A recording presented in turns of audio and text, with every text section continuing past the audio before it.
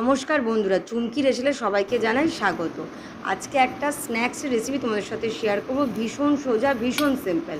তো প্রথমে আমি আটা নিয়েছি। আটার মধ্যে আমি একটু বেশি করে তেল দিয়েছি, আর দিয়েছি জিরে, আর তার মধ্যে আন্দাজ মতো নুন, চাট মশলা আর কাশ্মীরি মির্চ দিয়ে ভালো করে মেখে নিয়েছি।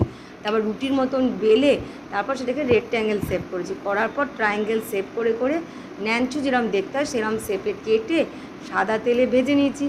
ওপর থেকে শসা কুচি আর একটু চাট মশলা দিয়ে ন্যাঞ্চুর চাট রেডি করেছি। তো তোমরা অবশ্যই বাড়িতে ট্রাই করে আমাকে জানিও তোমাদের কেমন লাগলো। যদি ভালো লাগে প্লিজ লাইক, শেয়ার, সাবস্ক্রাইব করতে ভুলো না। এরকম নতুন নতুন রেসিপি পেতে হলে প্লিজ আমার চ্যানেলটাকে ফলো করতে ভুলো না। অনেক দিন ধরেই আমার একটু চটপটা খেতে ইচ্ছা হচ্ছিলো, তো আজকে মা বানালো তো একটা চটপটা রেসিপি আমার জন্য।